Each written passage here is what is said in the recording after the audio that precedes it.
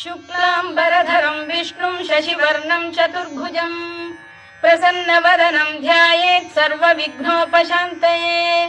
व्यासं वसिष्ठनप्तारं शक्तेः पौत्रमकल्मषम्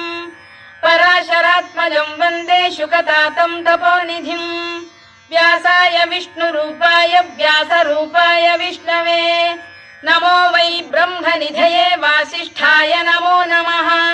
अविकाराय शुद्धाय नित्याय परमात्मने सदैकरूपरूपाय विष्णवे सर्वजिष्णवे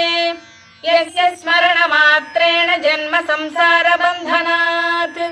विमुच्यते नमस्तस्मै विष्णवे प्रभविष्णवे ॐ नमो विष्णवे प्रभविष्णवे। श्रीवैशम्पायन उवाच श्रुत्वा धर्मानशेषेण पावनानि च सर्वशः युधिष्ठिरः शान्तनवम्